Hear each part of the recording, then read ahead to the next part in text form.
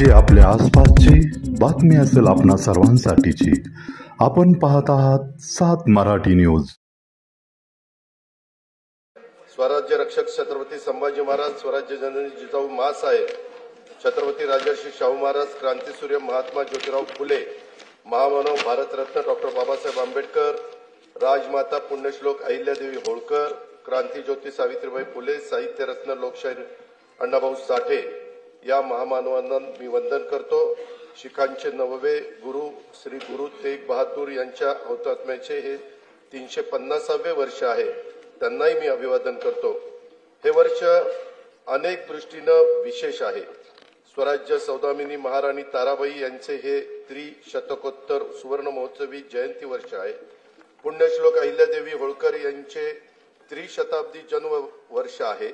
देशातील लोकशाहीचा आधारस्तंभ असणाऱ्या आपल्या संविधानाला 75 वर्ष पूर्ण झाली आहेत।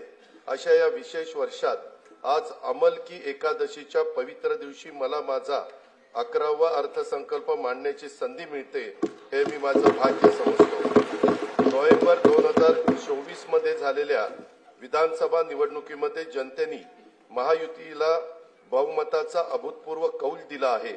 राज्यातील तमाम जनतेचे मी त्यासाठी आभार मानतो। मतदारांनी आमच्यावर दाखवलेला विश्वास जबाबदारीची जाणीव करून देणारा असून त्यांचा सन्मान राखण्याचं काम महायुतीच्या सरकारच्याकडून निश्चितपणे होईल याची ग्वाही मी देतो। 1 फेब्रुवारी 2025 रोजी सादर केलेल्या अर्थसंकल्पात केंद्र शासनाने आयकरामध्ये मोठी सूट देऊन मध्यमवर्गीयांना दिलासा दिला आहे। केंद्रीय अर्थसंकल्पातील तरतुदीमुळे राज्याच्या अनेक महत्त्वाकांक्षी योजनांना नक्कीच बळ मिळणार आहे। राज्यातील विविध पायाभूत सुविधा प्रकल्प, रेल्वे आणि कल्याणकारी योजनांच्यासाठी केंद्र शासनाने केलेल्या भरीव तरतुदीकरता मी राज्याच्या जनतेच्या वतीनं भारताचे लोकप्रिय पंतप्रधान माननीय श्री नरेंद्र मोदी महोदयांचे मनपूर्वक आभार मानतो। यापुढील कालावधीतही असेच भरभक्कम पाठबळ केंद्र शासनाचे राज्याला लाभेल याची खात्री मी बाळगतो। लाडक्या बहिणी मिळाल्या धन्य झालो, कोटी 12 प्रियजनांना मान्य झालो, विकासाची केली कामे म्हणून आम्ही पुन्हा आलो। अध्यक्ष महोदय, मी आपल्या अनुमतीने सन 2025-26 या वर्षाचा राज्याचा अर्थसंकल्प सभागृहाला सादर करतो। सन 2047 पर्यंत भारत हे विकसित राष्ट्र व्हावे असा माननीय पंतप्रधान श्री नरेंद्र मोदी साहेबांचा संकल्प आहे। हा संकल्प सिद्धीस नेण्यासाठी महाराष्ट्र अव्वल दर्जाची कामगिरी करेल यात मला तिळमात्र शंका नाही। या सरकारच्या स्थापनेच्या वेळीस महाराष्ट्र आता थांबणार नाही असा संकल्प मुख्यमंत्री महोदयांनी केला आहे। विकसित भारत, विकसित महाराष्ट्र हे सूत्र प्रत्यक्षात आणण्यासाठी विकास चक्राला गती देणं आवश्यक आहे। हे लक्षात घेऊन राज्याचा शाश्वत व सर्वसमावेशक विकासाची रूपरेषा तयार करण्याचं काम हाती घेण्यात आले आहे। उद्योग, पायाभूत सुविधा, कृषी व संलग्न क्षेत्रे, सामाजिक व इतर क्षेत्राच्या विकासासाठी महत्त्वाच्या तरतुदी करणारा हा अर्थसंकल्प आहे।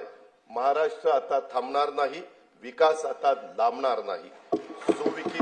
सुविकसित पायाभूत सुविधा, मुबलक नैसर्गिक संसाधने आणि कुशल मनुष्यबळामुळे महाराष्ट्र हे नवीन उद्योग स्थापित करण्यासाठी आदर्श राज्य आहे। उद्योग क्षेत्रातील देशांतर्गत व परदेशी थेट गुंतवणुकीसाठी शासन सतत प्रयत्नशील असल्याने राज्यात मोठ्या प्रमाणावर गुंतवणूक होत आहे। अर्थव्यवस्थेच्या विकास चक्राला चालना देण्यासाठी खासगी तसेच शासकीय गुंतवणूक, नागरिकांचा उपभोग खर्च आणि निर्यात या 4 प्रमुख घटकांच्या मध्ये वृद्धी होणं आवश्यक आहे। शासनाने पायाभूत सुविधांवर केलेल्या गुंतवणुकीमुळे तसेच उद्योगांना दिलेल्या विविध प्रोत्साहनामुळे मोठ्या प्रमाणावर थेट देशी व परदेशी गुंतवणूक आकर्षित होत आहे। खासगी गुंतवणुकीचे उत्पादनात मोठ्या प्रमाणावर वाढ होत आहे। रोजगारात वाढ होऊन उत्पन्नात वृद्धी होत आहे। या व्यतिरिक्त शासनाच्या विविध योजनांचा लाभ लाभार्थींच्या बँक खात्यात थेट जमा करण्यात येत असल्याने क्रय शक्ती वाढली आहे। त्याचा परिणाम बाजारात वस्तू व सेवांच्या मागणीत वाढ होण्यात झालेला आहे। परिणामी गुंतवणूक, रोजगार निर्मिती, वाढीव उत्पन्न, मागणी, गुंतवणूक असे विकास चक्र फिरते आहे। औद्योगिक विकासात राज्य सदैव अग्रेसर असून थेट विदेशी गुंतवणुकीच्या बाबतीतही देशात अव्वल आहे. जानेवारी 2025 मध्ये दावोस येथे झालेल्या जागतिक आर्थिक परिषदेमध्ये राज्य शासनाद्वारे एकूण 56 कंपन्यांच्या सोबत सामंजस्य करार करण्यात आले. त्याद्वारे येत्या काळात 15,72,654 कोटी रुपयांची गुंतवणूक होणार आहे. त्यातून 16 लाख रोजगार निर्मिती होईल असा अंदाज आहे. महायुतीचे सरकार स्थापन झाल्यानंतर राज्याच्या सर्वांगीण प्रगतीसाठी मंत्रालयीन विभाग तसेच क्षेत्रीय कार्यालयासाठी 100 दिवसाचा 7 कलमी कृती आराखडा तयार करण्यात आला. या कृती आराखड्यात संकेतस्थळाचा विकास, सुलभ जीवनमान, स्वच्छता, जनतेच्या तक्रारीचे निवारण, कार्यालयातील सोयी सुविधा, गुंतवणुकीचा प्रसार, क्षेत्रीय कार्यालयांना भेटी आदींचा समावेश करण्यात आला आहे. या कार्यक्रमामुळे प्रशासन कार्यक्षम, पारदर्शक, गतिशील, लोकाभिमुख होऊन राज्य प्रगतीच्या शिखरावर जाईल याची आम्हाला खात्री आहे. या कार्यक्रमाच्या अंमलबजावणीचे मूल्यमापन त्रयस्थ संस्थांकडून करून घेऊन उत्कृष्ट काम करणाऱ्या कार्यालयांचा गौरव करण्यात येणार आहे आणि हा कार्यक्रम निरंतर ठेवण्याचा निर्णय हा देखील घेण्यात आलेला आहे. महाराष्ट्राचं नवीन औद्योगिक धोरण 2025 लवकरच जाहीर करण्यात येणार आहे. त्या धोरणांच्या 5 वर्षाच्या कालावधीत 40 लाख कोटी रुपयांची गुंतवणूक व 50 लाख रोजगार निर्मितीचं उद्दिष्ट असेल. नवीन औद्योगिक धोरणाबरोबरच आकाश व संरक्षण क्षेत्र उत्पादन धोरण, इलेक्ट्रॉनिक्स धोरण, जेम्स अँड ज्वेलरी धोरण, सूक्ष्म लघु व मध्यम उपक्रम धोरण, चक्रीय अर्थव्यवस्थेसाठी स्वतंत्र क्षेत्रीय धोरण जाहीर करण्यात येणार आहे. केंद्र शासनाच्या नवीन कामगार संहितेनुसार नवीन कामगार नियम तयार करण्यात येणार आहेत. निर्यातीमध्ये भरीव वाढ होण्यासाठी राज्याने महाराष्ट्र राज्य निर्यात प्रोत्साहन धोरण 2023 जाहीर केले असून राज्यात 37 विशेष आर्थिक क्षेत्रे, 8 कृषी निर्यात क्षेत्रे, निर्यात केंद्रित 27 औद्योगिक पार्क उभारण्यात आले आहेत. त्यामुळे देशाच्या एकूण निर्यातीत राज्याचं योगदान 15.4% झाले आहे. याशिवाय एक जिल्हा एक उत्पादन, जिल्ह्यांना निर्यात केंद्र म्हणून विकसित करणं, राज्य जिल्हा निर्यात प्रोत्साहन परिषद असे काही महत्वाचे उपक्रम राज्यात राबवण्यात येत आहेत. सन 2023-24 मध्ये 5,56,379 कोटी रुपयांची तर 24-25 मध्ये नोव्हेंबर 2024 पर्यंत 3,58,439 कोटी रुपयांची उत्पादने निर्यात करण्यात आली आहेत. राज्याचे लॉजिस्टिक धोरण 2024 जाहीर करण्यात आले असून त्याद्वारे 10,000 एकराहून अधिक क्षेत्रावर समर्पित लॉजिस्टिक पायाभूत सुविधा विकसित करण्यात येणार आहेत. प्रकल्पांना देऊ केलेल्या विशेष प्रोत्साहन व सुविधांमुळे सुमारे 5 लाख प्रत्यक्ष व अप्रत्यक्ष रोजगारांची निर्मिती होणार आहे. मुंबई महानगर प्रदेश हे आंतरराष्ट्रीय दर्जाचे आर्थिक विकास केंद्र म्हणजेच ग्रोथ हब म्हणून विकसित करण्याचा निर्णय घेण्यात आला आहे.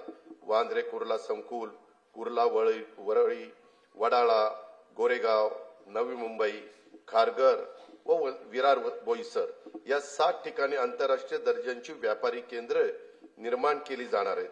त्यामुळे मुंबई महानगर प्रदेशाची अर्थव्यवस्था सध्या $140 बिलियन वरून सन 2030 पर्यंत $300 बिलियन तर सन 2047 पर्यंत $1.5 ट्रिलियन पर्यंत नेण्याचं उद्दिष्ट आहे. एकेकाळी नक्षलग्रस्त म्हणून ओळखला जाणारा गडचिरोली जिल्हा आता स्टील हब म्हणून उदयास येत आहे. दावोस येथे झालेल्या जागतिक आर्थिक परिषदेमध्ये गडचिरोली जिल्ह्याकरता 21,830 कोटी रुपयांची गुंतवणुकीचे सामंजस्य करार करण्यात आले.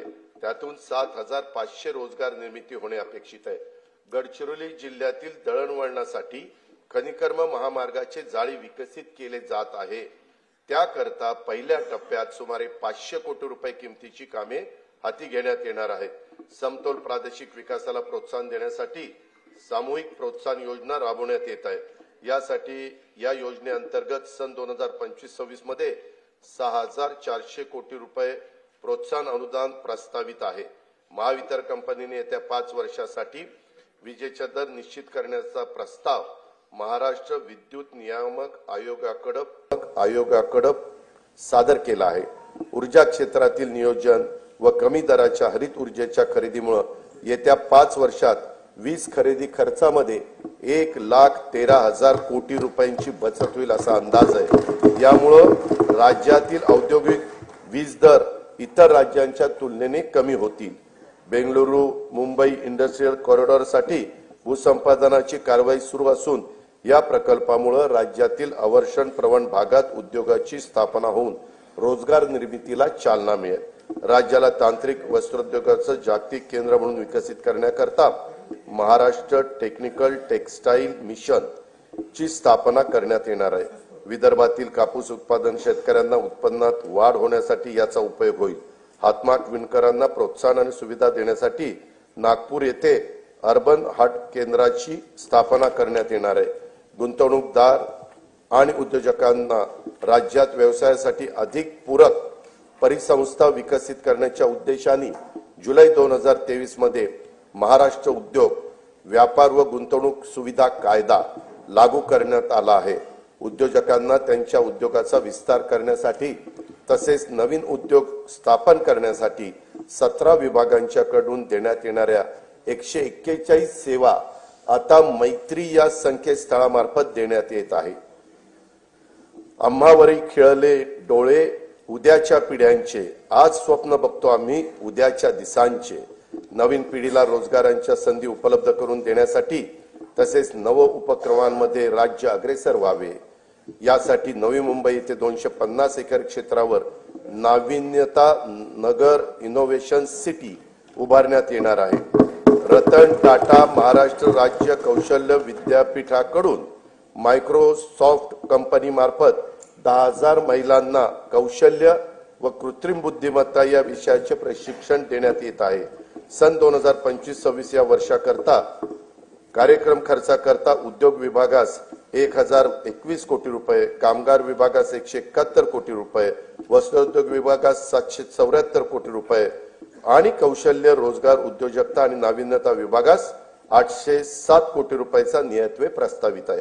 पायाभूत सुविधांच्या मध्ये 1 रुपयाची गुंतवणूक केली तर स्थूल राज्य उत्पन्नामध्ये 2.5 ते 3.5 रुपयांची वाढ होते। हे लक्षात घेऊन विमानचालन, रेल्वे, मेट्रो, महामार्ग, जलमार्ग, जलवाहतूक, बंदर विकास, सिंचन, ऊर्जा, परिवहन व दळणवळण येत्या क्षेत्रात येत्या 5 वर्षात विक्रमी गुंतवणूक करण्याचा शासनाचा निर्धार आहे। महाराष्ट्र सागरी विकास धोरण 2023 मध्ये बंदर विकासाकरता स्वामित्व धन, अकृषी कर, वीज शुल्क आणि मुद्रांक शुल्क यातून सूट देण्यात आली आहे। विजेसाठी औद्योगिक दर लागू करण्यात आला आहे। प्रवासी जलवाहतूक व किनारी पर्यटनाला चालना देण्यासाठी प्रवासी व बंदर करातून सूट देण्यात आली आहे। बंदराच्या करारांचा कमाल कालावधी देखील आता 90 वर्ष करण्यात आला आहे। जवाहरलाल नेहरू बंदर प्राधिकरण आणि महाराष्ट्र सागरी मंडळ हे संयुक्तरित्या पालघर जिल्ह्यात वाढवण बंदर विकसित करीत आहे। या प्रकल्पाचा एकूण खर्च 76,220 कोटी रुपये असून त्यात राज्य शासनाचा सहभाग 26% आहे। वाढवण बंदरामुळे 300 दशलक्ष मेट्रिक टन वार्षिक माल हाताळणी क्षमता निर्माण होणार आहे। जवाहरलाल नेहरू बंदराच्या सध्याच्या क्षमतेपेक्षा ती तिप्पट असणार आहे। सन 2030 पर्यंत नव्या बंदरातून माल वाहतूक सुरू होणे अपेक्षित आहे।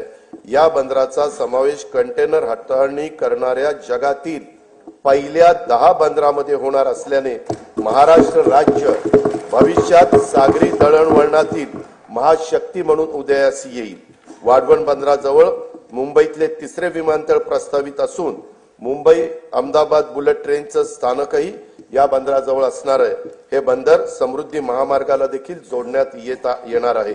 पालघर जिल्ह्यात मौजे बुर्बे येथे बंदर निर्मितीच्या 4,259 कोटी रुपये किमतीच्या प्रकल्पास खासगी क्षेत्राच्या सहभागाने मंजुरी देण्यात आली आहे। गेटवे ऑफ इंडिया मुंबई येथून मांडवा एलिफंटापर्यंत सुरक्षित प्रवासाकरिता अत्याधुनिक सुविधायुक्त बोटींच्या साठी आर्थिक प्रोत्साहन देण्याचे धोरण जाहीर करण्यात येणार आहे। मुंबईचे गेटवे ऑफ इंडिया लगत रेडिओ क्लब येथे प्रवासी वाहतुकीकरता सुसज्ज जेटीचे 229 कोटी 27 लाख रुपये किमतीचे काम सुरू आहे। दिघी जिल्हा रायगड, वेंगुर्ला जिल्हा सिंधुदुर्ग, तसेच कालेर, डोंबिवली, कोलशेत, मीरा भाईंदर जिल्हा ठाणे येथील जेटींची कामे प्रगतीपथावर आहेत. काशीद जिल्हा रायगड येथे तरंगत्या जेटीचे काम लवकरच सुरू करण्यात येत आहे. हवामान बदल आणि समुद्राच्या पातळीत होत असलेल्या वाढीमुळे निर्माण होणाऱ्या नैसर्गिक आपत्तीपासून बचाव करण्यासाठी महाराष्ट्रातील किनारी जिल्ह्यांच्या मध्ये 8,400 कोटी रुपये किमतीचा बाह्य सहाय्यित प्रकल्प राबविण्यात येणार आहे. महाराष्ट्र शाश्वत पर्यावरण पूरक किनारा संरक्षण व व्यवस्थापन या 450 कोटी रुपये किमतीच्या प्रकल्पांतर्गत सिंधुदुर्ग जिल्ह्यातील देवबाग येथे 158 कोटी रुपये किमतीच्या कामांना मान्यता देण्यात आली आहे. या प्रकल्पामुळे समुद्रकिनारी वास्तव्यास असलेल्या नागरिकांच्या जीविताचे व मालमत्तेचे रक्षण होईल. केंद्र सरकारने सन 2020-21 पासून भांडवली खर्चाकरता 50 वर्ष मुदतीच्या बिनव्याजी कर्जाची राज्यांना भांडवली गुंतवणुकीसाठी विशेष सहाय्य योजना सुरू केली आहे. या योजनेतून राज्याला 2021 ते 23-24 या कालावधीत 13,807 कोटी रुपयाचा निधी प्राप्त झाला आहे. सन 2024-25 मध्ये या योजनेत सुमारे 12,000 कोटी रुपयाचे सहाय्य अपेक्षित आहे. पूर्व निर्धारित निकषावर आधारित राज्याच्या दीर्घकालीन व सर्वसमावेशक अमृतकाल राज्य रस्ते विकास आराखडा 2025 ते 2047 तयार करण्याचे प्रस्तावित आहे. या आराखड्यामध्ये पर्यटन केंद्रे, तीर्थक्षेत्रे, धार्मिक स्थळ, गड किल्ले, राष्ट्रीय उद्याने, अभयारण्य, 5,000 पेक्षा जास्त लोकसंख्येच्या वसाहती आणि सर्व जिल्हा मुख्यालय व तालुका मुख्यालय जोडण्याकरता रस्त्यांचा समावेश करण्यात येणार आहे. आशियाई विकास बँकेच्या सहाय्याने रस्ते विकास प्रकल्पाचा टप्पा 1 पूर्ण झाला आहे. टप्पा 2 मधील 3,939 कोटी रुपये किमतीची 468 किलोमीटर रस्ते सुधारण्याची कामे हाती घेण्यात आली आहेत. त्यापैकी 350 किलोमीटर लांबीची कामे पूर्ण झाली आहेत. टप्पा 3 अंतर्गत 755 किलोमीटर रस्ते लांबीची 6,589 कोटी रुपये किमतीची 23 कामे हाती घेण्यात आली आहेत. सुधारित हायब्रिड एन्युटी योजनेअंतर्गत 6,000 किलोमीटर लांबीच्या रस्त्यांची सिमेंट कॉन्क्रीट करण्याची कामे सुरू आहेत. या कामांची किंमत 36,964 कोटी रुपये आहे. प्रधानमंत्री ग्राम सडक योजना टप्पा 3 अंतर्गत 6,500 किलोमीटर लांबीची 5,670 कोटी रुपये किमतीची कामे मंजूर असून त्यापैकी 3,785 किलोमीटर लांबीची कामे ही पूर्ण झाली आहेत. सन 2025-26 साठी 1,500 किलोमीटर लांबीच्या रस्त्याचे उद्दिष्ट ठेवण्यात आले आहे. मुख्यमंत्री ग्राम सडक योजना टप्पा 1 ची कामे पूर्णत्वास आली असून टप्पा 2 अंतर्गत 9,610 किलोमीटर लांबीच्या रस्त्यांची दर्जनोत्तीची कामे मार्च 2026 अखेरपर्यंत पूर्ण करण्याचं नियोजन आहे. मुख्यमंत्री ग्राम सडक योजना टप्पा 2 अंतर्गत अतिरिक्त 7,000 किलोमीटर लांबीच्या रस्त्याचे कॉन्क्रीटीकरण करण्यात येणार आहे. मुख्यमंत्री ग्राम सडक योजना टप्पा 3 अंतर्गत 1,000 पेक्षा जास्त लोकसंख्या असलेली 3,582 गावं 14,000 किलोमीटर लांबीच्या सिमेंट कॉन्क्रीटच्या रस्त्याने प्रमुख जिल्हा मार्गांना, राज्य महामार्गांना आणि राष्ट्रीय महामार्गांना जोडली जातील. या प्रकल्पाची एकूण किंमत 30,100 कोटी रुपये आहे. पहिल्या टप्प्यात 8,000 कोटी रुपयाची कामे हाती घेण्यात येणार आहे. हिंदू हृदय सम्राट बाळासाहेब ठाकरे समृद्धी महामार्गाचं 99% काम पूर्ण झाले असून त्यासाठी 64,755 कोटी रुपये खर्च झाला आहे. इगतपुरी ते आमणे या 76 किलोमीटर लांबीचा टप्पा लवकरच वाहतुकीसाठी खुला होईल. या महामार्गालगत ॲग्रो लॉजिस्टिक हब विकसित केले जाणार असून त्यात कोल्ड स्टोरेज, ग्रेडिंग, पॅकिंग व निर्यात हाताळणी केंद्राच्या प्रमुख सुविधा पुरवण्यात येतील. याचा लाभ प्रामुख्याने विदर्भ व मराठवाड्यातील शेतकऱ्यांना होईल. वर्धा जिल्ह्यातील पवनार ते सिंधुदुर्ग जिल्ह्यातील पात्रादेवी हा 760 किलोमीटर लांबीच्या 86,300 कोटी रुपये किमतीच्या महाराष्ट्र शक्तीपीठ महामार्गाच्या भूसंपादनाची कारवाई प्रगतीपथावर आहे.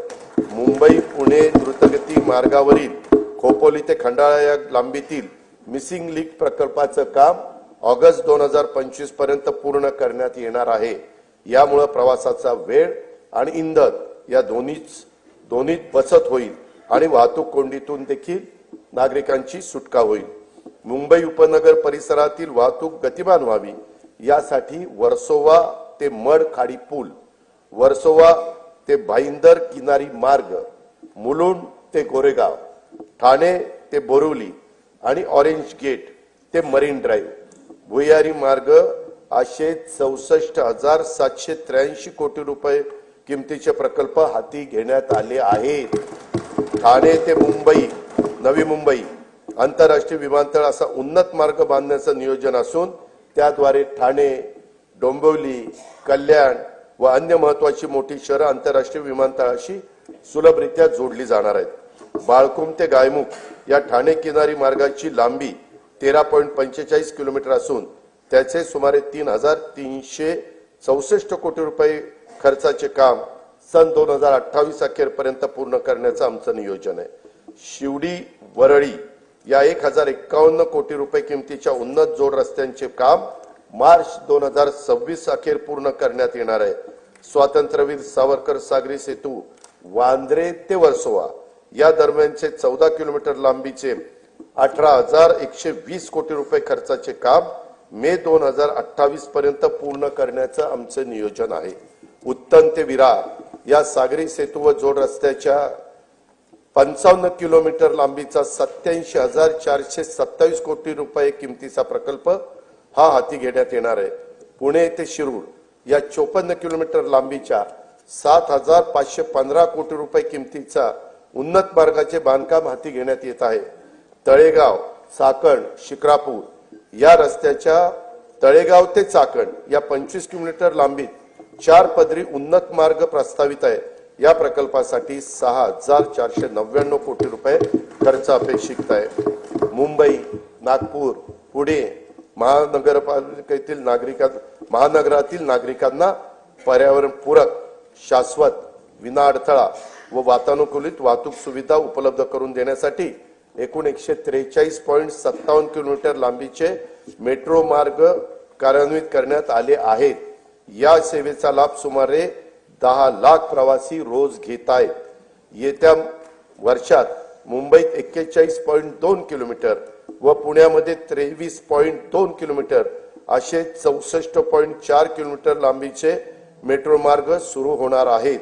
येत्या 5 वर्षांमध्ये आपल्या राज्यात एकूण 237.5 किलोमीटर लांबीचे मेट्रो मार्ग कार्यान्वित करण्यात येणार आहेत। नागपूर मेट्रोचा 40 किलोमीटर लांबीचा पहिला टप्पा पूर्ण झालाय। आता दुसऱ्या टप्प्यात 6,708 कोटी रुपये किमतीच्या 43.80 किलोमीटर लांबीचे काम प्रगतीपथावर आहे। ठाणे वर्तुळाकार मेट्रो मार्ग तसेच पुण्यातील स्वारगेट ते कात्रज विस्तार मार्गिका आणि या प्रकल्पास केंद्र शासनाने मान्यता पण दिलेली आहे। पुणे मेट्रो रेल्वे टप्पा 2 अंतर्गत खडकवासला, स्वारगेट, हडपसर, खराडी आणि नळस्टॉप वारजे माणिकबाग या 2 मार्गिकांच्या 9,897 कोटी रुपये किमतीचा प्रस्ताव केंद्र शासनाच्या मान्यतेकरता पाठविलेला आहे। मुंबईतील छत्रपती शिवाजी महाराज आंतरराष्ट्रीय विमानतळ ते नवी मुंबई आंतरराष्ट्रीय विमानतळ या मेट्रो मार्गाचे काम लवकरच हाती घेण्यात येणार आहे।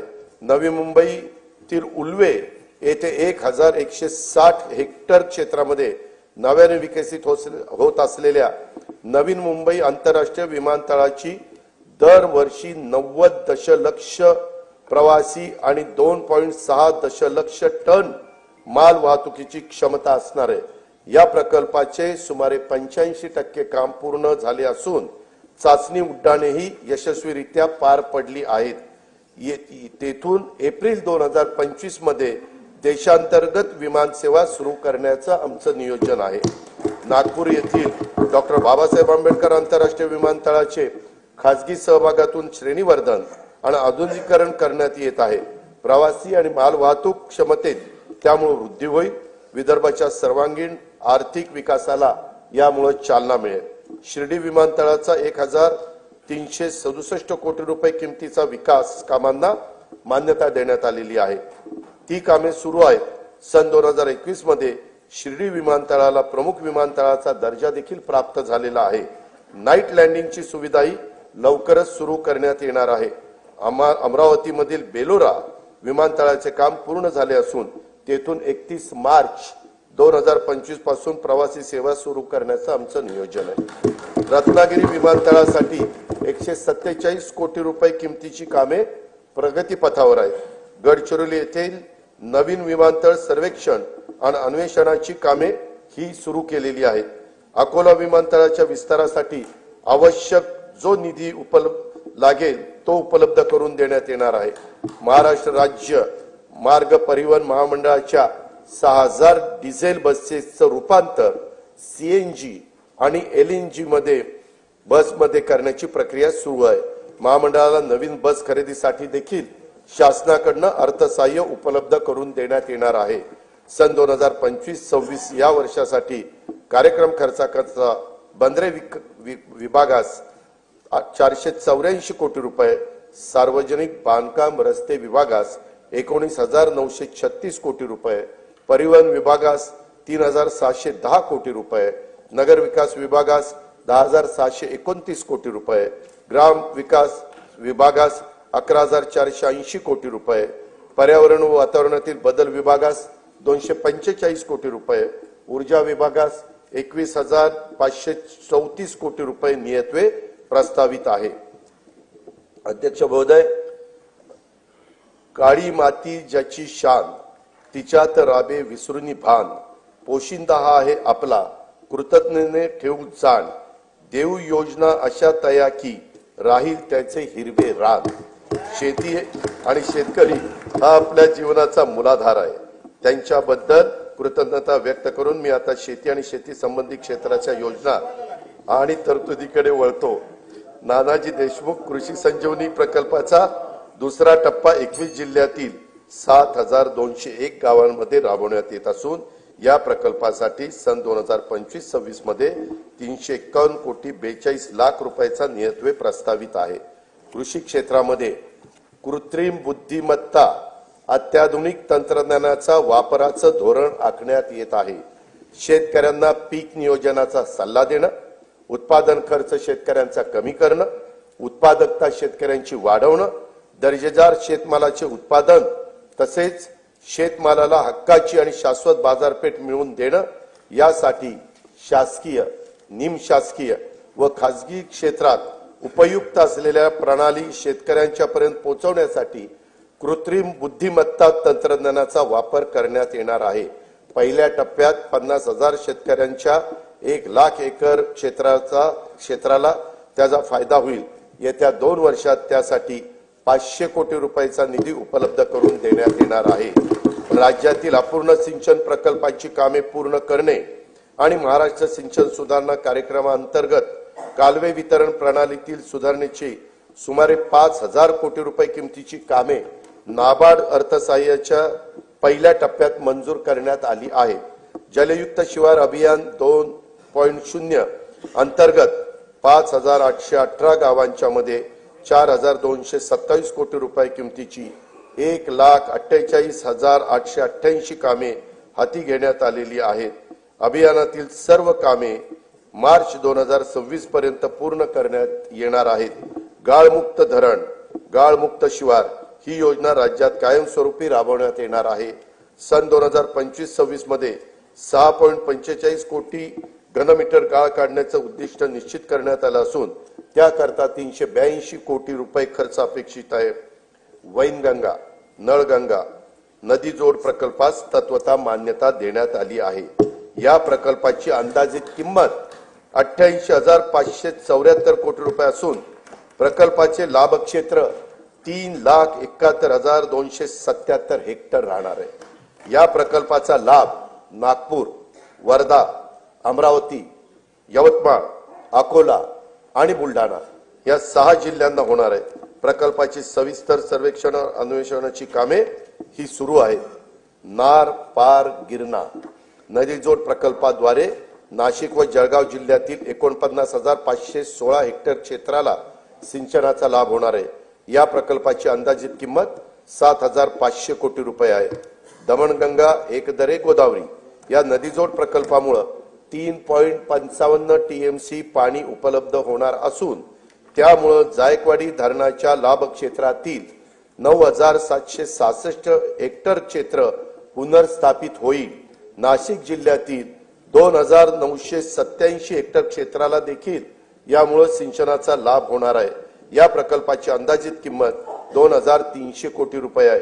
शासनाचा महत्वाकांक्षी तापी महापुनर्भरण हा 19,300 कोटी रुपये किमतीचा सिंचन प्रकल्प हाती घेण्याचे ठरवले आहे।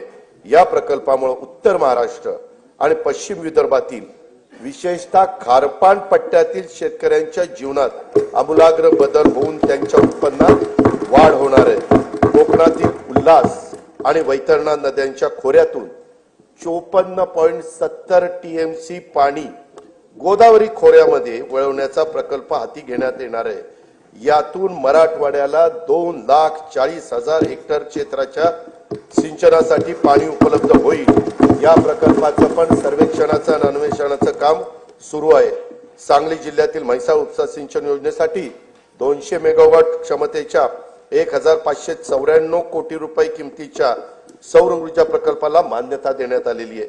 गोसीखुर्द राष्ट्रीय प्रकल्पातून डिसेंबर 2024 अखेर 12,332 हेक्टर सिंचन क्षमता निर्माण झाली असून हा प्रकल्प जून 2026 पर्यंत पूर्ण करण्याचं नियोजन आहे। सन 2025-26 करता 1,460 कोटी रुपयाचा नियतव्यय याकरता प्रस्तावित आहे। उदंचन जलविद्युत प्रकल्पाद्वारे वीज निर्मिती व वीज वापराचे संतुलन साधून सुरळीत वीज पुरवठा करणं शक्य होतं। सार्वजनिक खासगी भागीदारीद्वारे राज्यातील 38 उदंचन जलविद्युत प्रकल्पासाठी सामंजस्य करार करण्यात आले असून त्यातून 2.95 लाख कोटी रुपयाची गुंतवणूक व 90,000 रोजगार निर्माण होणार आहेत। मुख्यमंत्री बळीराजा मोफत वीज योजनेअंतर्गत 7.5 हॉर्सपॉवर पर्यंतच्या 45 लाख कृषी पंपांना मोफत वीज पुरवण्यात येत आहे। डिसेंबर 2024 अखेर 7,978 कोटी रुपयांची वीज सवलत या योजनेच्या द्वारे देण्यात आली आहे। केंद्र शासनाच्या राष्ट्रीय नैसर्गिक शेती अभियानांतर्गत 2,13,625 लाभार्थी शेतकऱ्यांना येत्या 2 वर्षासाठी 255 कोटी रुपयांचा निधी उपलब्ध करून देण्यात येणार आहे। ग्रामपंचायत स्तरावर स्वयंचलित हवामान केंद्र उभारण्यात येणार आहेत। त्यासाठी देखील आवश्यक तो निधी उपलब्ध करून देण्यात येईल। राज्यातील सर्व नगरपालिका क्षेत्रातील सांडपाण्यावर प्रक्रिया करून त्या पाण्याचा वापर उद्योग आणि शेतीसाठी करण्यात येणार आहे। त्यासाठी 8,200 कोटी रुपये किमतीचे प्रकल्प हाती घेण्यात येणार आहेत।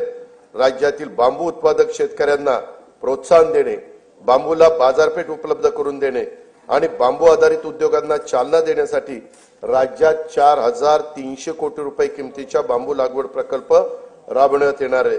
संयुक्त राष्ट्र संघाने सन 2025 हे वर्ष आंतरराष्ट्रीय सहकार वर्ष म्हणून घोषित केले आहे। त्या अनुषंगाने राज्यात विविध कार्यक्रम महोत्सव आयोजित करण्यात येणार असून त्यासाठी पुरेसा निधी देखील उपलब्ध करून देण्यात येईल।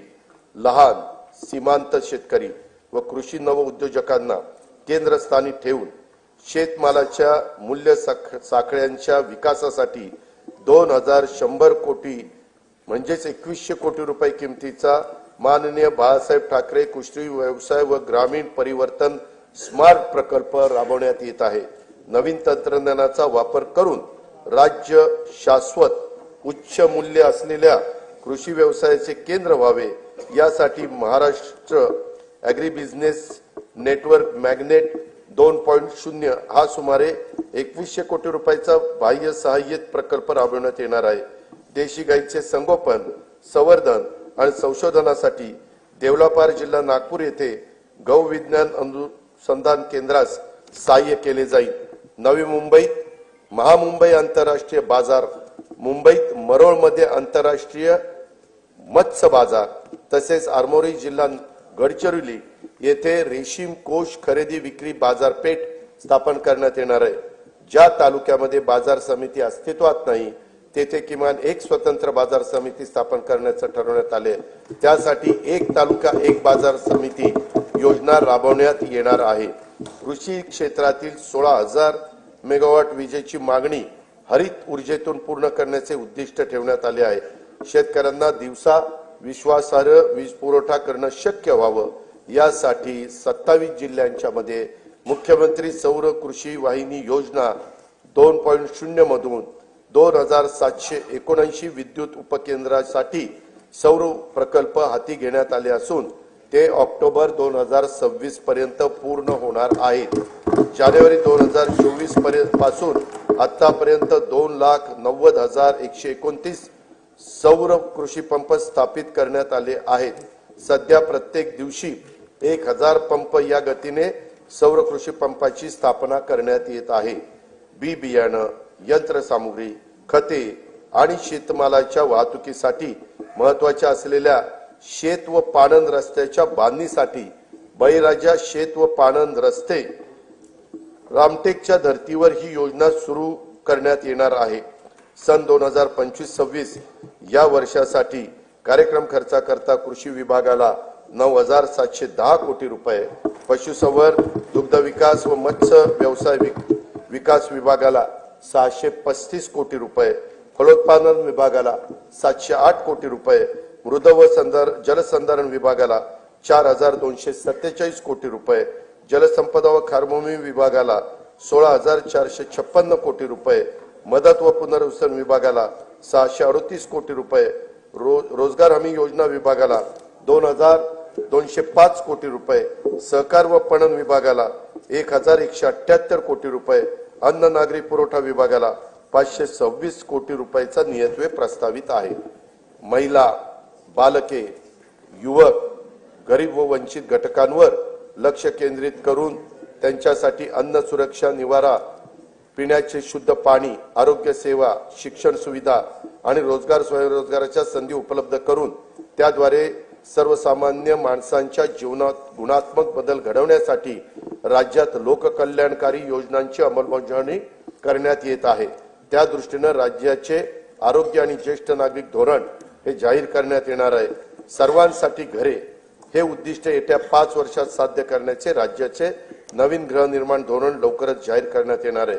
राज्यात प्रधानमंत्री आवास योजना, पीएम जनमन या केंद्र पुरस्कृत तर रमाई आवास, शबरी आवास, आदिम आवास, पारधी आवास, अटल बांधकाम कामगार वसाहत, यशवंतराव चव्हाण मुक्त वसाहत, पुण्यश्लोक अहिल्यादेवी होळकर आवास, मोदी आवास तसेच धर्मवीर आनंद दिघे घरकुल या योजना राबवण्यात येत आहेत।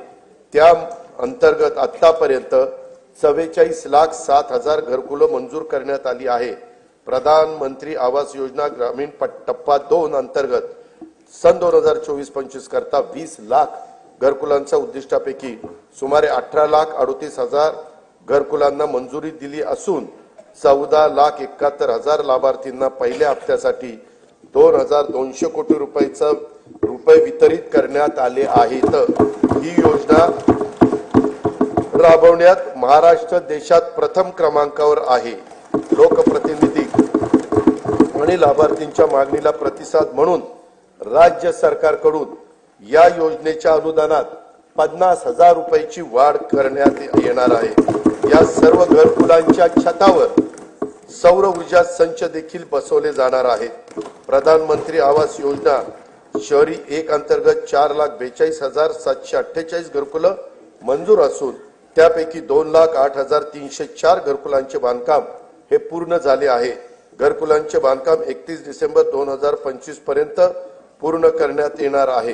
प्रधानमंत्री आवास योजना शहरी 2.0 अंतर्गत पुढील 5 वर्षासाठी 5 लाख घरकुलांचे उद्दिष्ट असून त्यासाठी 8,100 कोटी रुपयाचा निधी उपलब्ध करून देण्यात येणार आहे। नाविन्यपूर्ण बांधकाम, तंत्रज्ञानाचा वापर, हरित इमारती आणि सौर प्रणालीच्या वापरासाठी अधिकचे अनुदान देण्यात येणार आहे। पंतप्रधान सूर्यघर योजनेतून आतापर्यंत 1,30,000 घरगुती ग्राहकांनी 500 मेगावॉट पेक्षा जास्त क्षमतेचे छतावरचे सौर ऊर्जा संच स्थापित केले असून त्यांना आतापर्यंत 1,000 कोटी रुपयांच्या पेक्षा जास्त अनुदानाचा लाभ देण्यात आला आहे। 0 ते 100 युनिट वीज वापरणाऱ्या सुमारे 1.5 कोटी वीज ग्राहकांना छतावरील सौर ऊर्जा संच खरेदीसाठी अनुदान देण्याची योजना राज्य सरकारकडून सुरू करण्यात येणार असून या योजनेमुळे येत्या काही काळात राज्यातील सुमारे 70% वीज ग्राहकांचे वीज बिल टप्प्याटप्प्याने शून्यावर येणार आहे। सातारा जिल्ह्यातील मांद्याची वाडी व टेकवडी या गावांना सौरग्राम म्हणून घोषित केले असून त्यांच्यासह अन्य 8 गावांचे सौर ऊर्जेचे 100% विद्युतीकरण करण्यात येणार आहे। वैद्यकीय महाविद्यालय आणि आरोग्य संस्थांसह राज्यातील सर्व शासकीय कार्यालयामध्ये सौर विद्युत यंत्रणा स्थापित करण्यात येणार आहे। राज्यातील 52,500 रास्त दुकानांमधील ई-पॉस मशीन इलेक्ट्रॉनिक्स वजन काट्यांना जोडण्यात येत आहे। राष्ट्रीय अन्न सुरक्षा योजनेअंतर्गत सप्लाय चेन ब्लॉक चेन तंत्रज्ञान वापरून स्वस्त धान्याची वाहतूक व वितरण प्रणाली अधिक पारदर्शक व कार्यक्षम करण्यात येणार आहे। जल जीवन मिशन योजनेअंतर्गत सुमारे 1,30,00,000 कुटुंबांना नळ जोडणी देण्यात आली असून सन 2025-26 मध्ये याकरता 3,939 कोटी रुपयाचा नियतव्यय प्रस्तावित आहे। गोदावरी खोरे पुनर्भरण व मराठवाडा ग्रीड हे महत्वाकांक्षी प्रकल्प आंतरराष्ट्रीय वित्तीय संस्थांच्या सहाय्याने राबवण्यात येणार आहेत। या प्रकल्पाची एकूण किंमत 37,668 कोटी रुपये आहे। स्वच्छ भारत अभियान ग्रामीण टप्पा 2 अंतर्गत घनकचरा, सांडपाणी व प्लास्टिक कचरा व्यवस्थापन, सार्वजनिक स्वच्छता संकुल तसेच घरगुती स्वच्छता गृहांची कामे हाती घेण्यात आली असून 2025-26 मध्ये त्याकरता 1,484 कोटी रुपयाचा नियतव्यय प्रस्तावित आहे। प्रत्येक व्यक्तीला त्याच्या घरापासून 5 किलोमीटर परिघात दर्जेदार प्राथमिक आरोग्य सेवा उपलब्ध व्हावी यासाठी विशेष कार्यक्रम हाती घेण्यात येणार आहे। आयुष्मान भारत प्रधानमंत्री जन आरोग्य योजनेची ओळखपत्रे कालबद्ध पद्धतीने वितरित करण्यात येणार असून महात्मा फुले जन आरोग्य योजने अंगीकृत रुग्णालयाच्या संख्येत आवश्यकतेनुसार वाढ करण्यात येणार आहे।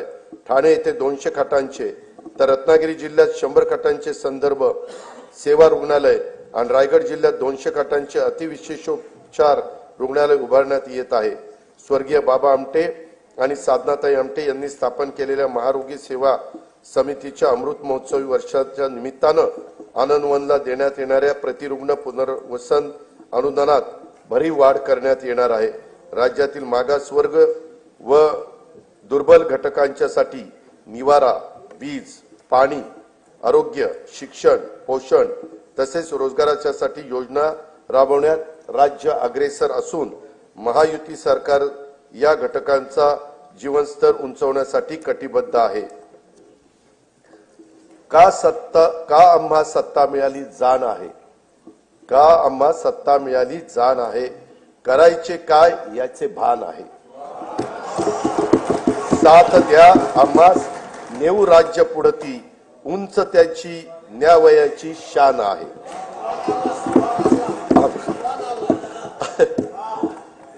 सुभान अल्लाह म्हणायचं नाही, ते शेरशायरीला म्हणायचं।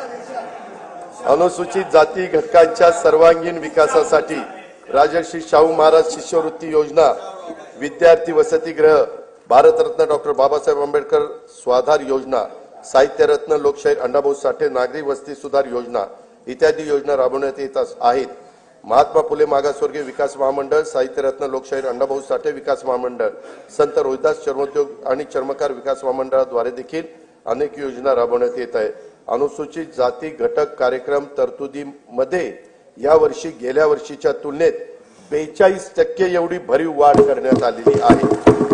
आदिवासी समाजाच्या सर्वांगीण विकासासाठी भारतरत्न डॉक्टर APJ अब्दुल कलाम अमृत आहार योजना, नमो आदिवासी स्मार्ट शाळा अभियान, आदर्श आश्रम शाळा, ठक्कर बाप्पा आदिवासी विकास योजना तसंच पंडित दीनदयाळ उपाध्याय स्वयं योजना आदी कार्यक्रम राबवण्यात येत आहे।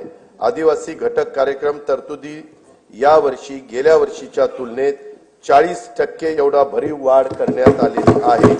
इतर मागासवर्ग, विमुक्त जाती, भटक्या जमाती तसेच विशेष मागास प्रवर्गातील समाजाच्या सर्वांगीण विकासासाठी ऊसतोड कामगारांच्या मुलांसाठी आश्रमशाळा, विद्यानिकेतन, क्रांतिज्योती सावित्रीबाई फुले शिष्यवृत्ती योजना, डॉक्टर पंजाबराव देशमुख वसतिगृह योजना, तांडा वस्तीमुक्त वसाहत योजना आदी कार्यक्रम राबवण्यात येत आहे।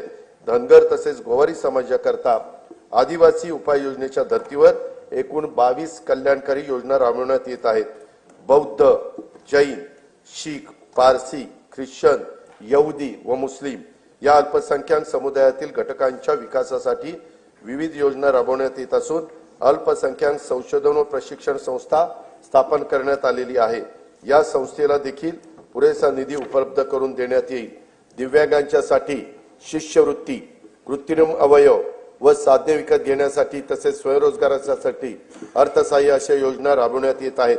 दिव्यांग कल्याणासाठी जिल्हा वार्षिक योजनेतून किमान 1% निधी राखीव ठेवण्याचा निर्णय देखील घेण्यात आलेला आहे। राज्यातील विविध समाजातील उन्नतीसाठी 18 महामंडळे स्थापन करण्यात आली असून विविध योजनांचा लाभ घेणे लाभार्थ्यांना सुलभ व्हावे यासाठी या महामंडळाच्या सर्व योजना एकाच संकेतस्थळावर आणण्याचं राज्य सरकारचं नियोजन आहे।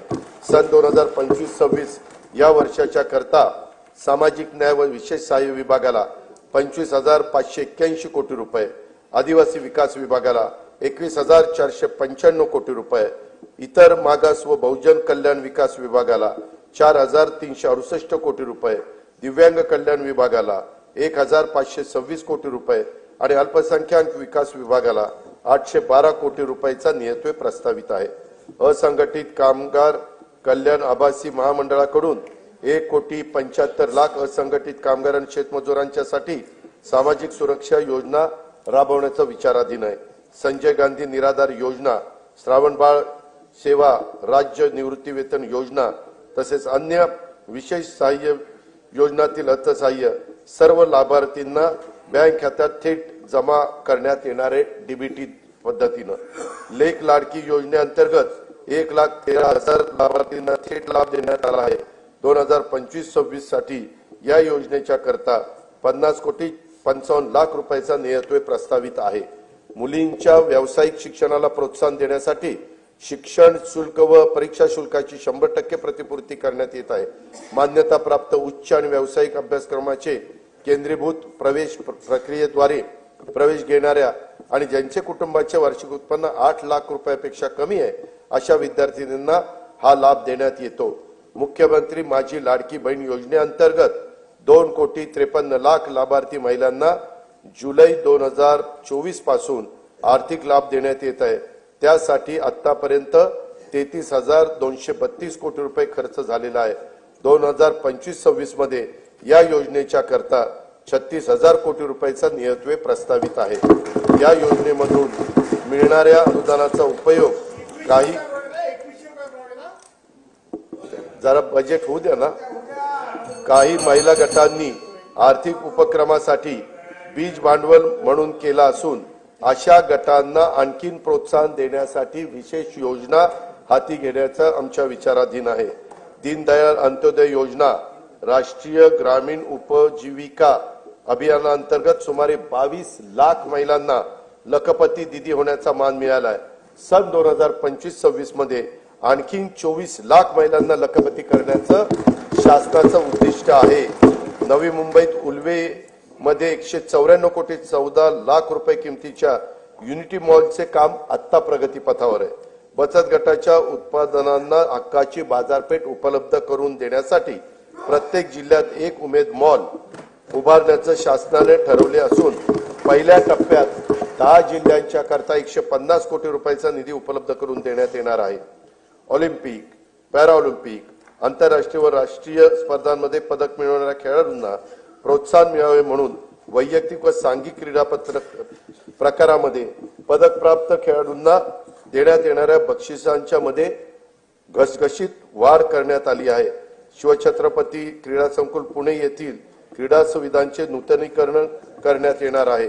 क्रीडा संकुलाच्या देखभालीसाठी दुरुस्तीसाठी जिल्हा वार्षिक योजनेतून किमान 1% निधी राखीव ठेवण्यात येणार आहे। छत्रपती शिवाजी महाराज चषक कबड्डी तसेच व्हॉलीबॉल स्पर्धा, स्वर्गीय खाशाबा जाधव चषक कुस्ती स्पर्धा, भाई नेरुरकर चषक खो खो स्पर्धा या 4 राज्यस्तरीय क्रीडा स्पर्धेत देण्यात येणारे अनुदान हे 75 लाखावरून 1 कोटी रुपये करण्यात येणार आहे।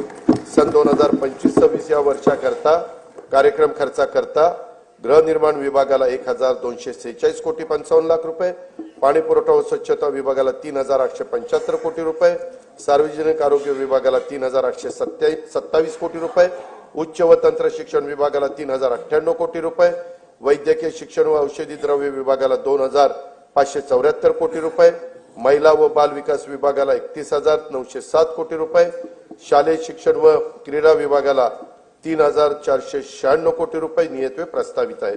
मुंबईतील गुन्हेगारीस प्रतिबंध, जलद आपत्कालीन प्रतिसाद आणि प्रभावी सार्वजनिक सुरक्षेसाठी पोलीस आयुक्त बृहन्मुंबई यांच्या कार्यालयात कृत्रिम बुद्धिमत्तेवर आधारित नवे हायटेक कमांड कंट्रोल सेंटर स्थापन करण्यात येणार आहे।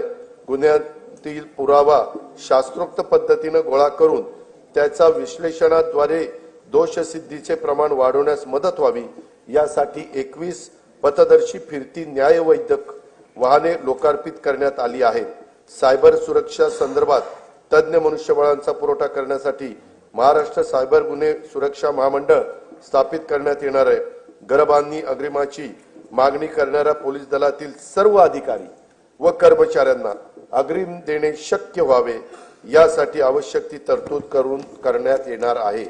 राज्यात एकूण 18 नवीन न्यायालयाची स्थापना करण्यात आली आहे। त्यामध्ये दर्यापूर जिल्हा अमरावती, पौड, इंदापूर आणि जुन्नर जिल्हा पुणे, पैठण, गंगापूर जिल्हा छत्रपती संभाजीनगर, आर्वी जिल्हा वर्धा, काटोल जिल्हा नागपूर, वणी जिल्हा यवतमाळ, तुळजापूर जिल्हा धाराशिव आणि तसेच हिंगोली जिल्ह्याच्या ठिकाणी न्यायालयाचा याच्यामध्ये समावेश आहे।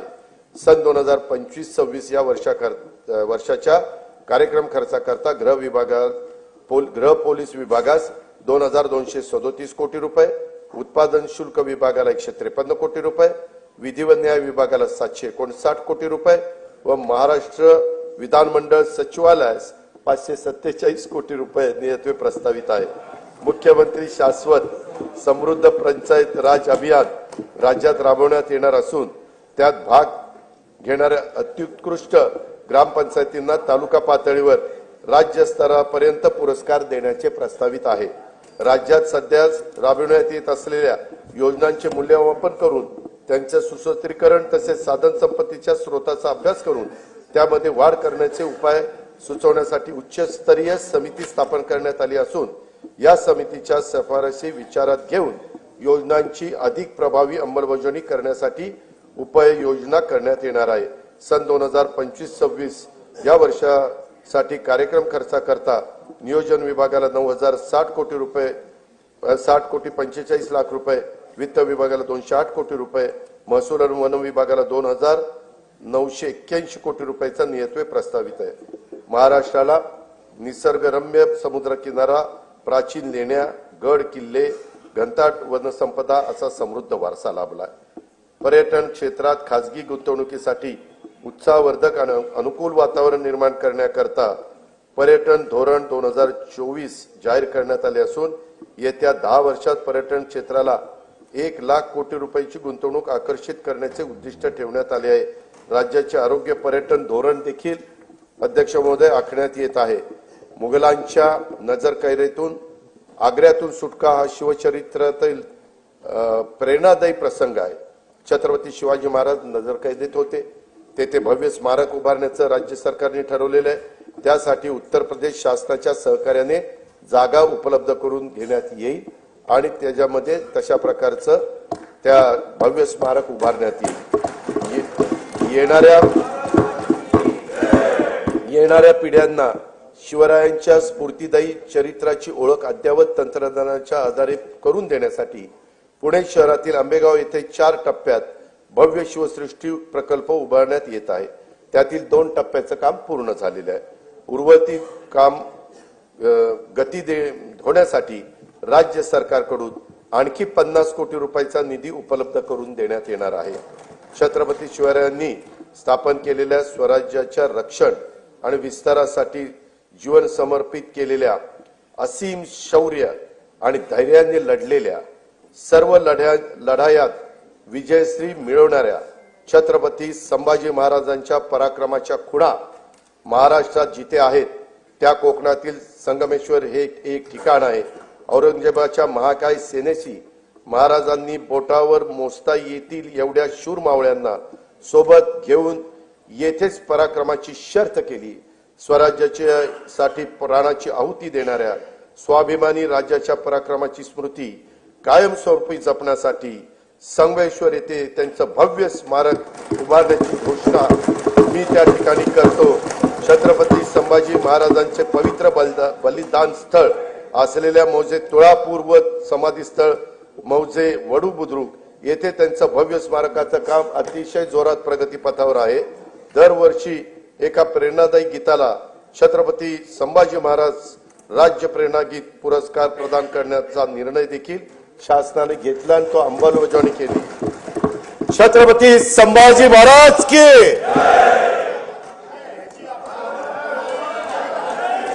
स्वराज्यासाठी बलिदान देणाऱ्या लाखो मराठ्यांचं शौर्याचं प्रतीक म्हणून हरियाणातील पानिपत येथे यथायोग्य स्मारक ऐका जरा येथे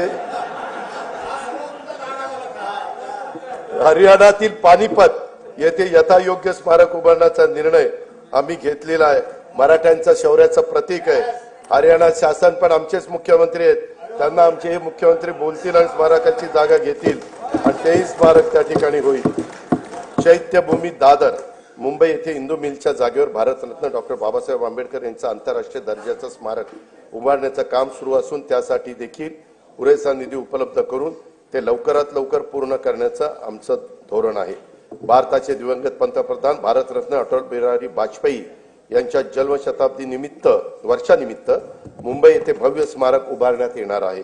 स्वर्गीय बाळासाहेब ठाकरे राष्ट्रीय स्मारकाच्या पहिल्या टप्प्यातील काम पूर्ण झाले असून दुसऱ्या टप्प्यातील कामासाठी राज्य सरकारकडून 220 कोटी रुपयाचा निधी उपलब्ध करून देण्यात येणार आहे. आद्य शिक्षिका ज्ञानज्योती सावित्रीबाई फुले यांचे जन्मगाव असलेल्या नायगाव तालुका खंडाळा जिल्हा सातारा येथे त्यांच्या कार्यास साजेस स्मारक व महिला प्रशिक्षण केंद्र उभारण्यात येणार आहे.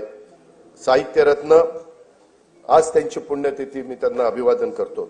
साहित्यरत्न लोकशाही अण्णाभाऊ साठे यांचे जन्मस्थळ वाटेगाव तालुका वाळवा जिल्हा सांगली येथे स्मारकासाठी तसेच त्यांचे नावे प्रस्तावित चिरागनगर मुंबई येथील संशोधन प्रशिक्षण संस्थेसाठी पुरेसा निधी उपलब्ध करून देण्यात येणार आहे. संगमवाडी पुणे येथे वस्ताद लहुजी साळवे यांच्या स्मारकाचं काम अतिशय जोरात प्रगतीपथावर आहे.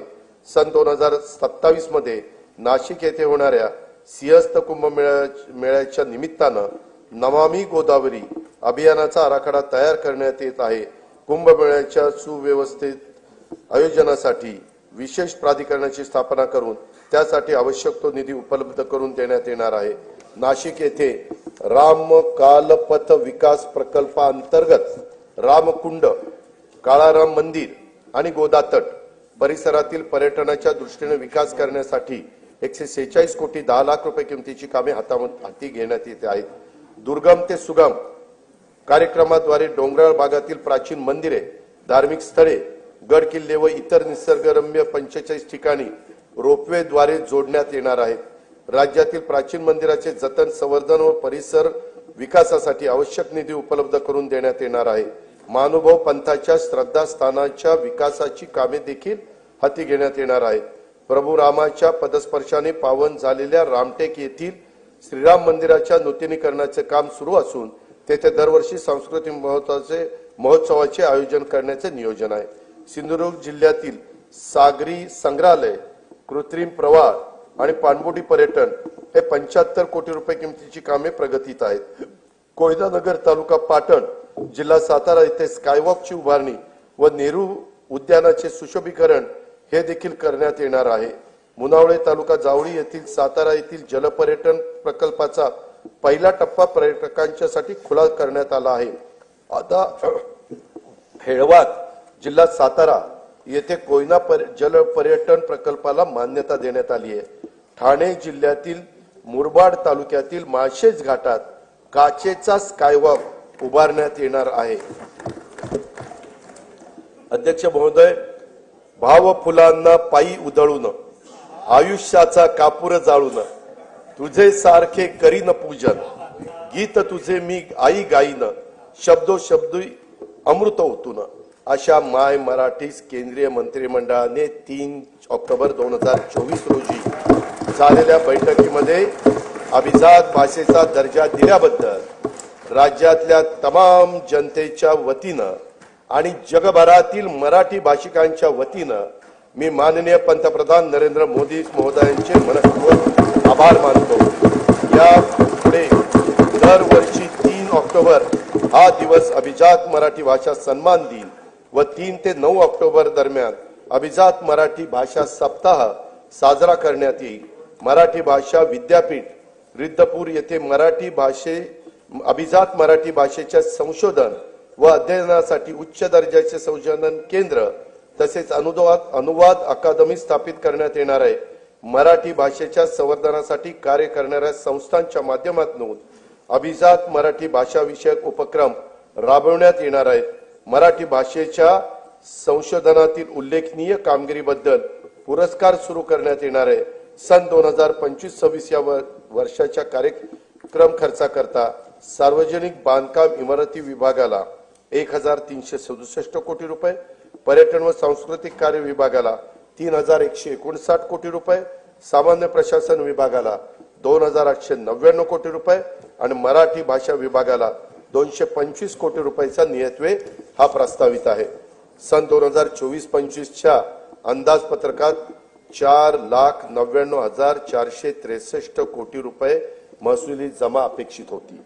महसुली जमेचे सुधारित अंदाज 5,36,463 कोटी रुपये निश्चित करण्यात आले।